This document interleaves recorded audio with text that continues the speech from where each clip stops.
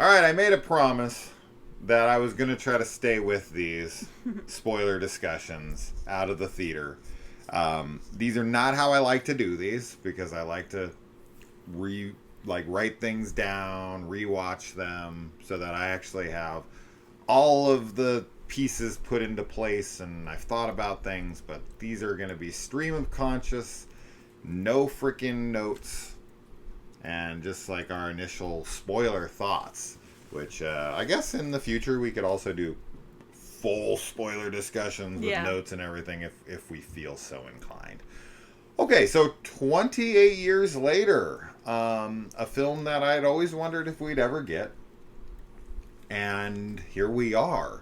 So, starting in the beginning with 28 Days Later, the Cillian Murphy film that kind of shook up the zombie subgenre. Yes, we already discussed in the previous film how people were very, up in arms over whether or not to call them zombies or infected. Yeah. Now, because we're talking spoilers, we can actually mention this because I didn't want to talk about it in the other video. But the Swedish soldier, Eric, literally refers to them as zombies. He's like, get away from that zombie baby or something like that. Yeah. Forget what he says exactly, but he literally says the word zombie and it's in reference to them. And this is 28 years into the outbreak. This is a soldier who has lived.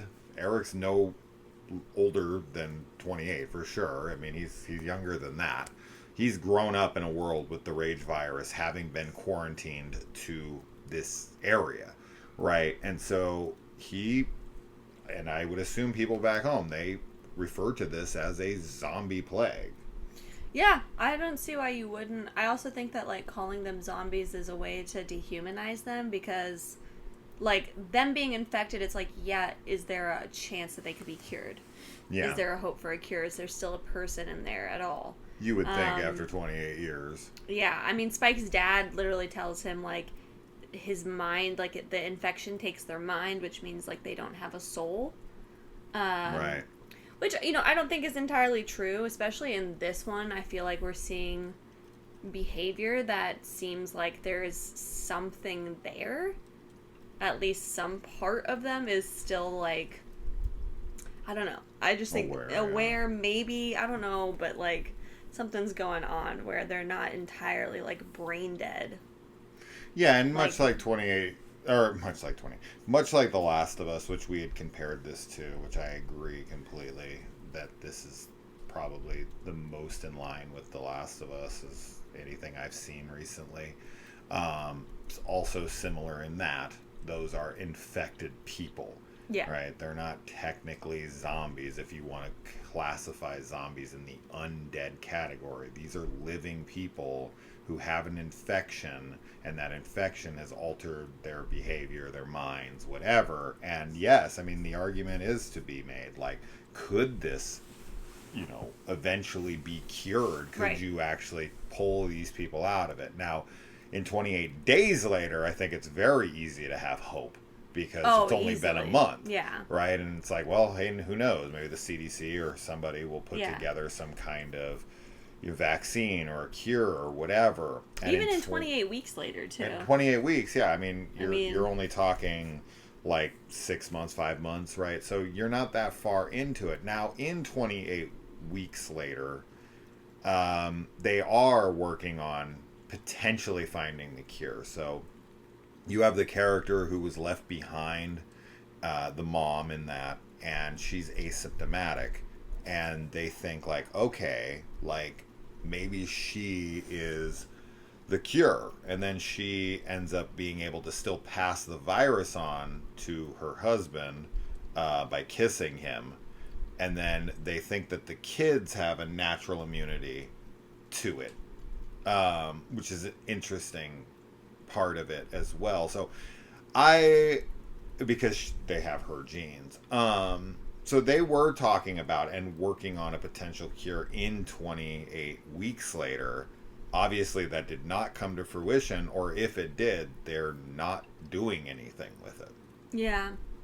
Yeah, I don't know. I mean, and 28 years later, we just know that the whole of, it's all quarantined off. Like, but the rest of the world is Still functioning active, as normal. I mean, the Swedish Marine is literally like, he's got a phone, he's talking about delivery drivers and people ordering things online, and like the world is just going on as it is currently, basically. I think that the delivery driver line is supposed to be a nod to Cillian Murphy's character from the first film, because he's a courier in that movie. He's a bicycle courier, and he gets hit while on his bicycle delivering something, and that's like the first character that we follow in the franchise. And then the guy mentions a delivery driver, so is that a nod to the first film? I don't know, but as far as how far the infection has spread, it says it in the opening, right? Because it's got to be Europe. In 28 weeks later... It's the UK, I think, is what they said. That I know is not true. Because in 28 weeks later, the way it ends is that Paris has been overrun. Oh, and we see the Eiffel Tower, and the infection is spread to there. Now, whether or not they've gotten that contained back to... Yeah, I don't know. I thought the opening lines of this was that it was like, just kind of like that the islands, like the UK, has all been like quarantined off. Yeah, I mean, we know that in this franchise that at the end of 28 days later, the zombies or the infected are... I'm just calling them zombies. Okay, you want to get mad at me, get mad at me. I'm tired of saying either or. That they are starving to death. And then, you know, it then gets passed on into this new area as they're trying to like lock down a city and bring people in. And then this is like almost 30 years later. There's definitely... I don't know how the virus has been able to mutate and stay alive, and how these things... I mean, they've resorted to eating animals and bugs. Yeah, I was gonna say, because we have like a new kind of infected that I don't remember from either of the other alphas. Movies. And also the like sluggish, the fat, weird like things. Yeah, that are kind of like, I don't know. Bloaters. But they only crawl. Like, they crawl around on the ground, and they eat like worms and stuff. But I mean, obviously they eat like other things. Stand up. Yeah. So there's a little kid. So oh yeah, they take so Jamie and Spike, like when they go out into, you know, the mainland. Yeah. And they're like, you know, Jamie's trying to get Spike to like make his first kill, which is like one of these easy ones because they don't move very fast. And there's one kind of like sneaking up behind him, and then a few others show up. But there is like a little girl one that just kind of like, it might be a little boy, but there's a little kid that like stands there, and there's a moment where like Jamie's like looking at her, like they're both looking at her, Spike is too, and then she runs off. Yeah, because I think Jamie even has the kill shot on the kid and still won't take it. Yeah. I thought that was really interesting. Which is, interesting. And it is just interesting that she's like standing there, like just looking at them, like she's starting to come towards them, and then she just kind of stops and like looks at them. So I don't know. I don't know what to make of that. I don't know if there's like an awareness there. It seems like it. Right? Because she's seeing another kid, and she's seeing them. I don't know. It's sad, obviously. But we also do see some of the like emaciated, like skeletal looking, the one from the trailer, infected, and so there's definitely ones that are starving, but then as you said, now we have alphas, which are just like these ginormous men that are like with swinging dongs. They have fucking 3 arms, basically 3 legs. Tripods. Because I guess the virus impacts some people like steroids. So that's how the alphas are made. I'm really curious if there's going to be any like female alphas, or if that's just like for the males. It kind of makes sense it would only be for the males. Yeah. Because of like the testosterone and stuff. Like maybe it's like interact. I don't know how it would work. But like, I would assume, so as far as if we're going to continue to keep talking about the infected, that my assumption is that the baby that is born in this is the alpha's baby. Yes, yeah. I think that they're mating, and I think that they're creating like a bit of a like a hybrid family. Oh yeah, absolutely. Right, like with like a community where they all travel together Yeah. and look out for each other and like scream, out to one another and are communicating with one another Yeah. and are breeding with one another. Like I think that is that, and I'm surprised she didn't give birth to that thing easier with that dong in her. I thought that baby would come right on out. But yeah, I mean, wouldn't you think? Like, because, yeah, when we both thought the same thing when we saw the female pregnant, we were like, oh, so she got turned while pregnant. But I don't think so. No. I agree. I think the baby is like, was created like. I think the baby is going to be like the mom in 28 weeks later. Yeah, and I do think too. its saliva is going to turn people. Yeah, which is going to be because I don't think bad. they know about anything asymptomatic like that. Because the baby's now at the village. Correct. Like that's where it ends, and somebody's got to nurse like a it. Kiss or like let them suck on their tit or whatever. Yeah, I won't be surprised if it like. Yeah, I agree. I think that's probably what's going to happen.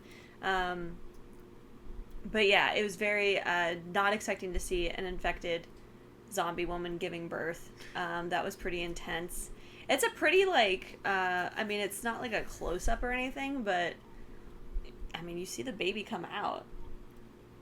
Yeah. I feel like the people behind us kind of had a reaction to seeing the baby coming out, but it's like people are really weird about that. Anytime I've ever seen a movie where a baby's head is coming out of a vagina, they're always like freaking the fuck out. It's always guys too. Yeah, I think it's just because guys are such babies. It's funny because one of my sister's like best friends, her mom recorded her birth, like filmed it and then showed it to her like later, like when she was like 12 or something, and was like, that's how babies come out, which I'm like, yeah, like I mean, because I do remember watching videos of like birth in like sex ed, but it's always kind of like, I feel like it's always set up in this like shocking way, like it kind of in a way to like scare kids from getting pregnant, versus it just being like, this is how babies are born, like informative and like totally natural. And it's our fault for having such big heads because of our brains. Yeah. If we had smaller brains, giving birth would be so much easier for women. Or shoulders, too. Men have always been real weird about women's vaginas. They only want to see them sexually. They don't want to ever think about them on periods. They don't want to think about them giving birth. Because supposedly, men, they'll purposely, like, keep the husband away from seeing the baby come out because they're worried the man won't, like, be physically want to have sex with his wife anymore after looking at the birth canal, like giving birth. Oh, I've never heard that. That's kind of crazy if that's true. That's what I've heard. Anyway, that would be insane to think. Back to the movie. Yeah. Anyway, that happened though. So now, as far as like the sickness, now I have a bit of a theory. I don't completely subscribe to it, but I do think it's an interesting one to think about. So Spike takes his mom, Isla, to the doctor after he comes home and finds out his dad's cheating on her and this and that. And then he's been like lying too. And I'm not here to judge Jamie. I don't know how long she's been sick. I don't know what the relationship was like. She is impossible to deal with in that scenario. I'm not like. Not because of her fault. This is not defending his actions. I'm not, fucking against his actions. Like I don't know his situation. We get a very small glimpse of it. Common for men, or even just people in general. I don't know if it's only men. But if your, partner is kind of like terminally ill or something, to kind of go out and they're getting comfort somewhere else. Yeah, because his character, just since we're talking about it, I totally understand where Spike is coming from. Like, when they get home, he, completely fabricates everything that happened out there. He says how, that Spike was, mowing down, all these infected, when in reality he was freaked out and scared. Killer. He did kill two, but, one of them was tied up and the other one was one of the slow ones. Yeah. He didn't even do anything for the alpha. And Spike is very I think that Jamie, he's definitely drunk and is just kind of happy that they're alive, I'm sure. Like, Yeah. there's a mixture of things. And I think he's trying to just, like, pump him up. He's to, telling like, the story he wants to be true. Yeah, and it's also, like, because the community, like, wants to hear that kind of stuff. Like, they want to hear that they're, like, you know, sending these kids to do, like, heroic deeds versus just literally sending them out there to be, like, in complete danger and everything. Yeah.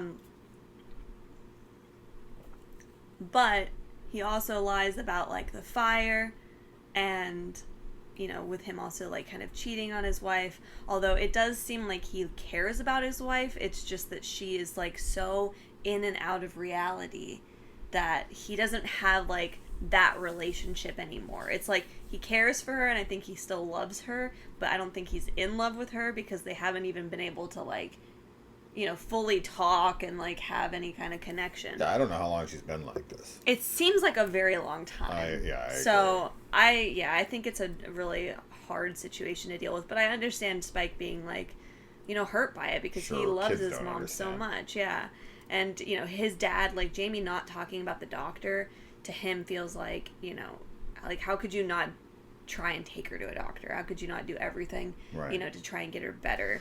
Well, and he tells him that story about, like, the last time we saw him, like, 15 years ago, dude looked like a psycho to us. He was laying out bodies in rows and just burning them, like, one after the other, and then was, like, waving at us like it was no big deal, and everyone's like, it's become almost like a spook tale they tell to each other. Yeah. This weird, kooky old doctor guy who burns bodies and hangs out, and, you know, and this guy's, he's somehow been able to survive, and even names these infected, and he's studied them. He's like, this is an alpha, and he talks about how it's, you know, how it's changed, and he's like, you know, as I said, he gives it a namesake, and he's like, what did he? I forget what he calls the Samson, right? Samson and Delilah. I don't. What is the Samson and Delilah story? Samson's the one where she cuts his hair off, right, and he loses his power. Yeah, I think so, but I don't know. Pretty sure entirely. That's the story. So my theory, now we're talking about the doctor, is that the mom was not killed. He brought him back the skull of whoever. And now, I don't subscribe to this exactly. I do think that he's on the level. I think that he's, like, a good guy. But, I mean, it is possible. This totally kooky doctor who lives out in the middle of nowhere by himself is lonely. He's, like, naming zombies out in the wilderness and not killing them for some reason, which is an interesting part of it. Like, he just doses them with some morphine thing. Yeah. Which only works on them because they're still alive. That would not work on an actual zombie. But regardless, he doesn't kill them, and they have multiple chances. They drug that thing twice. Two different times, Samson is, like, out cold, could just go over, cut his head off, do whatever. Yeah. They do not, which is odd.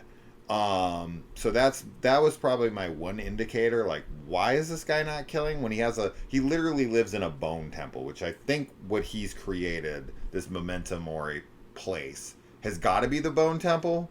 The subtitle of the second film. Yeah. I have to assume that's what that is. Regardless, you know, he's some dude who's, like, he's lonely.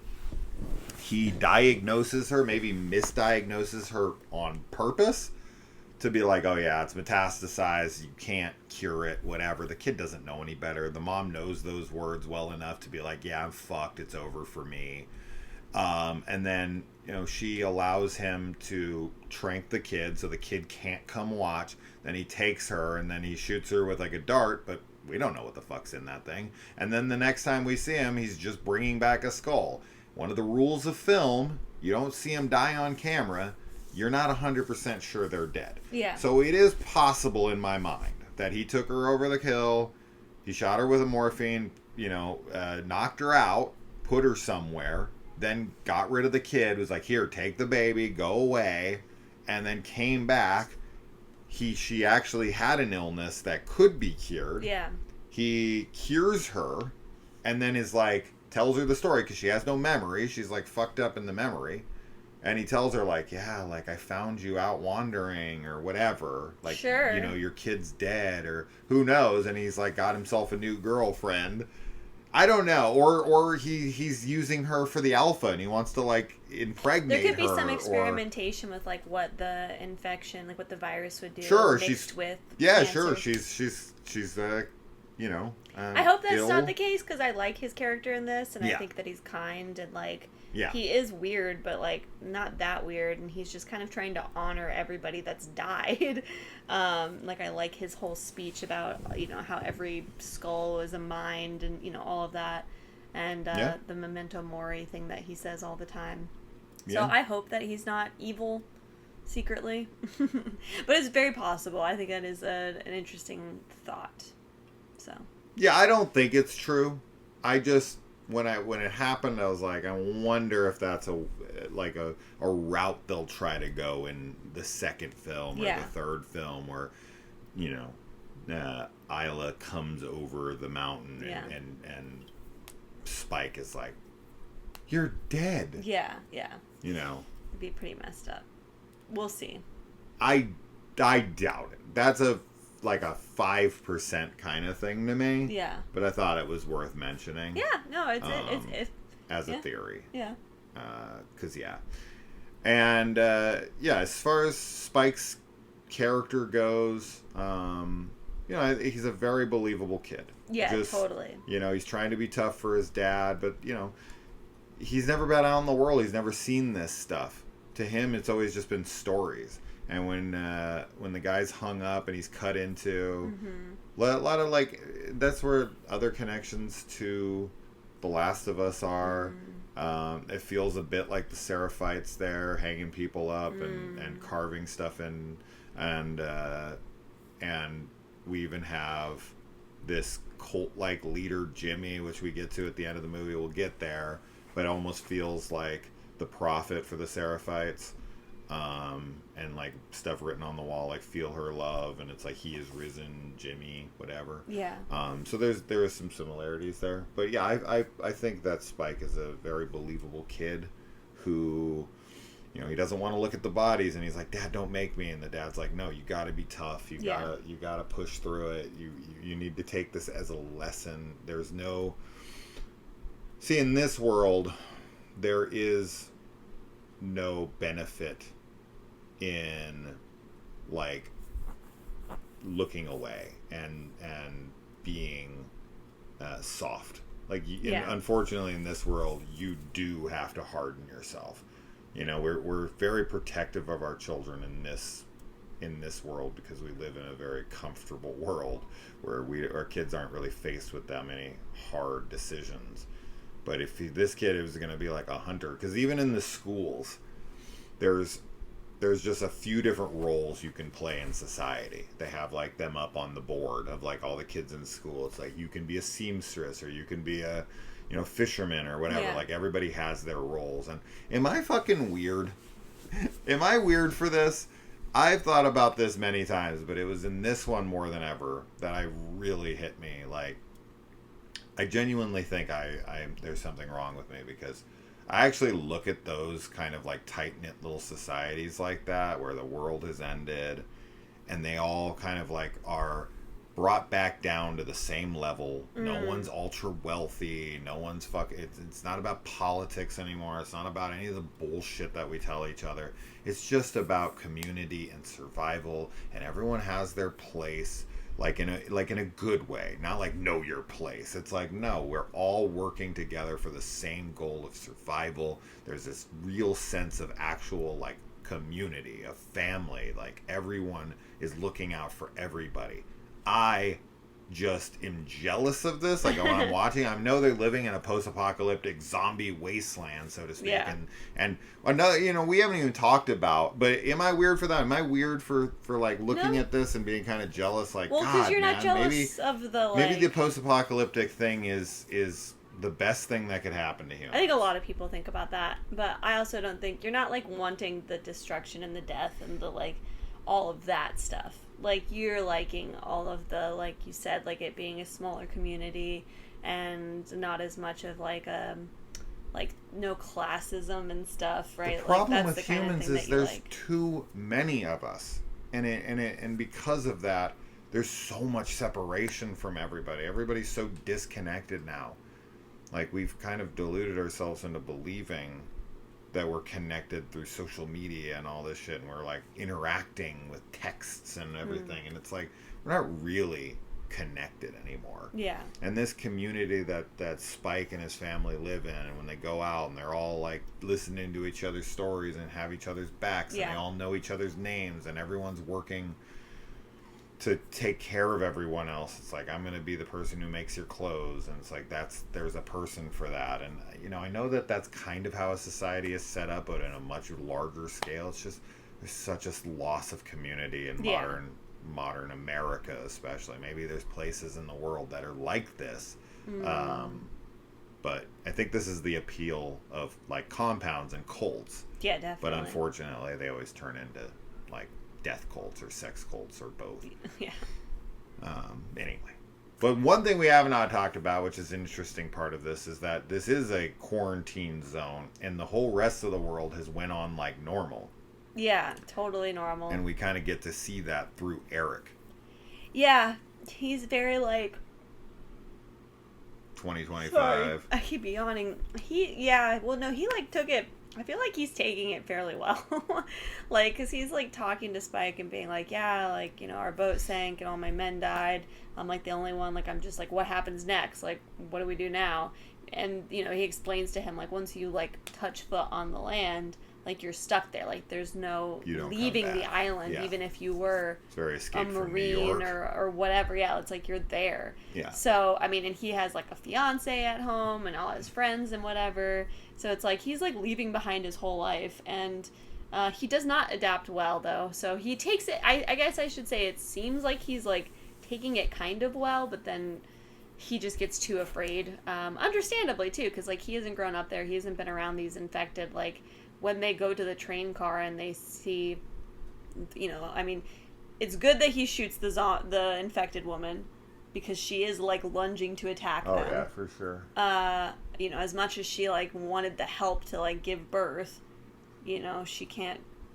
There's only so much, and then obviously and he saved their life twice. He saves their life twice, yeah. But yeah, it is interesting to hear him, because he literally has that phone and everything, and he talks about the internet, yeah, and like how normal the world delivery drivers and the internet and all that stuff. We thought it was really funny when he's showing the picture of his fiance to Spike, and Spike's like, "What the hell's wrong? What's wrong with their face?" Because she's got like really like filler lips, and her face looks very plasticky and very modern Botox and filler face. And then the guy's like, "What are you talking about? Yeah. She's gorgeous." And Spike, and I'm like, "Okay, bro." Spike's like, "Oh, I know what she has. Like, there's a girl in my village who has a shellfish allergy. That's fucking and like her hilarious. lips swell up when she eats it." And yeah, Eric's like really upset about that. But I think that's I think that we've talked about this privately and in some reviews and stuff on the channel, I think here and there. But like, I mean, you can certainly do whatever the heck you want to your face, and there is no judgment at all if you're somebody who has filler or who wants filler or anything like that. That's not what I'm. Don't take what I'm about to say to mean that. We worked at a med spa that they did Botox and fillers. Like, I saw people come all the time for that. Yeah. But personally, I do think that, like, we're not meant to look like that. Like, the way that it... You know what I'm talking about, too. Like, I'm not talking about, like, oh, you get Botox here and there, or you've gotten filler once or twice or whatever. Like, yeah, there are unfortunately women and men out there who are like addicted to it, who get so much, and there is such a like they all end up looking the same. They all look like the same, but they all look very unnatural. It's like, and for some people, like, that's what they want, you know, like there are guys that are like, yeah, I want my woman to look like a doll, like a Barbie doll. Shit, you know? And that's why I'm like, no judgment. Like, it's fine. Whatever you want to do, like, if that's your thing, that's your thing. But I feel like Spike's reaction is a very, like, realistic human reaction, because for most of human history, nobody looked like the way people look today. And you could say the same thing with, like, other body modification, too. Like, as far as, like, I mean, people have gotten tattoos and have done, like, piercings and stuff, but, like, there's certainly more extremes of it now, I would say. I mean, Especially, well, anyway, just interesting. Yeah, Spike's reaction is my reaction. That does nothing for me. I've never enjoyed the fake look in any way, shape, or form. So it's a very like it always makes me think of like porn stars. Yeah, he just and his Instagram models. Very funny. Yeah. So yeah, and we get this opening with Jimmy, and his dad is like thinks that this is some kind of gift from God. Yeah. Which I found odd because he doesn't want his son turned. He like purposely like gives him the necklace and is like run, and is like he doesn't want him to also have the gift, which I thought was an interesting like spin on this. Yeah. And then he gets infected, and then Jimmy 28 years later becomes this kind of messiah cult figure. Yes. Who's leading a whole bunch of people who try to emulate his look. They all have these long blonde hair, wigs or bleached hair or whatever it is to kind of look like him, or maybe he's just in an area like because all the kids he's watching television with are also blonde haired for the most part. I want to say almost every one of them. They're sitting there, and I thought that was a great juxtaposition of like kids watching Teletubbies versus like rage zombies, like killing people and infecting people outside. And then they're kind of ripped away from this fantasy world and thrown into the real world. And then he runs out, he sees his dad changed, and then we skip to 28 years later, and then we meet his little cult, which I'm assuming the next movie will focus on them. Yeah. Their introduction is interesting. This like metal music, so and they're like weird. Doing flips, and it does not feel like it fits this film it's at all. It's a totally different tone. It literally felt like the scene from Cabin Fever with the kid with pancakes. I know you've never seen that movie, but that's what it was reminding me of in the moment. I was like, it legitimately felt like a fever dream for a moment. I was like, this isn't in this movie. This doesn't feel like this is from this movie at all. Yeah, I think that people will be very like thrown off by the ending. And I definitely think that people will hate it and it will ruin the film for them, because I think it'll be one of the things they make fun of. It'll be one of the things that they make fun of, and it'll also be because like a lot of people, I think, like more casual audiences are coming to this because they want to see like we were saying in our spoiler-free discussion, like they want a 28 Days Later, like they want that same kind of thing. They want like more actiony zombie movie, and that's not what this is at all. And then I think they're gonna get to that ending and just be like, this is a joke. I think the next one will be, though. I do too. I think the next one probably will have a little bit more focus on zombies and focus on like the violence and like the action that people are wanting. I'm definitely nervous because I feel like Spike is going to be with these like crazy people, and they're like gonna try and abuse him or get him to join or whatever. And like he's a smart kid and he's resourceful, but he's only 12 still. So I'm very interested in what happens. And yeah, they just look so funny and weird. They're like all in tracksuits, and like the flips that they were doing and stuff was just the tracksuits. And they're this the reminded people me of Hawkeye with the the villains are all in like tracksuits. That's right. Yeah, the people that would be like having so much fun killing infected, like, no, dude, I'm sorry, but no. I don't think it should, but that's just how dehumanized they are too. It felt, you know what it felt like? It felt like a comic book scene where they're introducing these quirky characters that only like real comic book nerds know, and everyone in the theater is like, oh shit, they're introducing those guys. Like it's almost like you're watching like a One Piece live action thing, and it's like, oh shit, here we go, they're introducing these characters, like we'll see how people react to them. Yeah. But they're new. Like this is a I don't fresh, know. Who knows? Thing. We know Jimmy is the main guy, but unless this is something from like the comics or something, because I know there's some comic books for the 28 franchise, but I don't think there's anything like this. It's unique. It is unique. The whole damn film is unique in a lot of ways, but regardless. Yeah. So as far as like Bone Temple, where that is going to play, like obviously we're going to follow Spike. He's going to get in with this Jimmy Colt. His dad, Jamie, is going to be out looking for him. Yeah.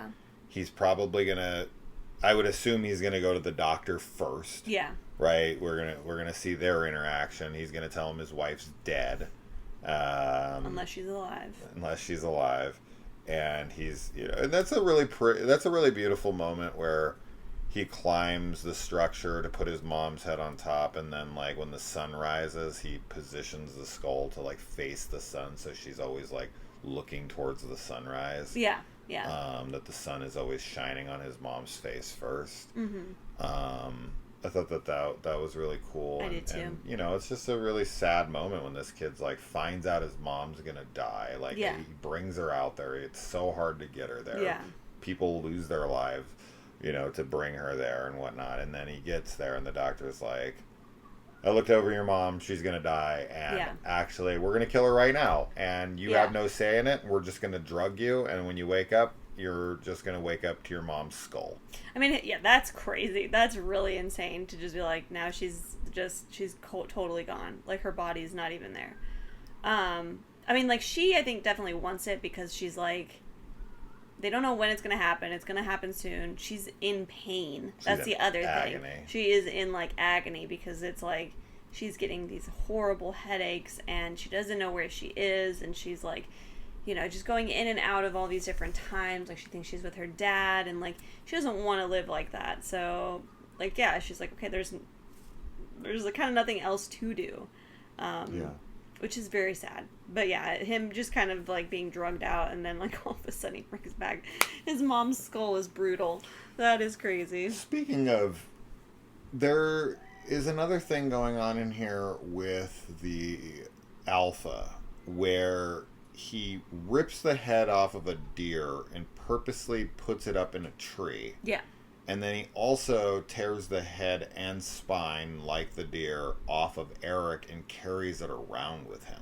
Yeah, I don't know what that Some is. kind of thing where he's ripping heads off and bringing them around. And I thought that kind of mirrored the doctor in a way, because he was also like taking heads off and fashioning them. It's almost like they were once like working together. That would be interesting. If, or he's imitating him. Or he said he's been around that area for 3 years. Yeah. The new alpha. Yeah. Samson. Mm-hmm. But maybe he got infected 3 years ago and was working with the doctor. I don't know. That's interesting though. Because Good he's point. purposely pulling skulls out and carrying them around, almost like he was working with the doctor, recovering skulls. Mm-hmm. And the Bone Temple makes me wonder if we're going to have... Maybe the Bone Temple isn't the Memento Mori. Maybe the Bone Temple is what the Alphas are creating with the heads they're tearing off. They're doing their own They have their own Memento Mori. Maybe. Interesting. A city they're building out of bones. That would be really crazy. And it's like for their children and for their family, right? Like they're creating their own society. Yeah. Interesting. I don't know. Possible, maybe. Mm-hmm. So, that's that, I guess. Yeah, I think we talked about mostly everything. Everything I can remember. Yeah, that's same. noteworthy. Mm-hmm. So, what'd you guys think? What did we miss? Did we not talk about something that we should have? Yeah, I'm like trying to rack my brain right now and be like, oh no, I forgot this thing. Shit, that was a big thing. I don't remember anything at the moment, but if I do, I'll leave it in the comments below. And if you can think of some stuff that we should have talked about or theories that you have or whatnot, let us know. This is all just, as I said, stream of consciousness, no notes, going off of memory. But there you go. 28 years later, January. We'll see you for part 2. Until then, guys, we'll see you in the comments.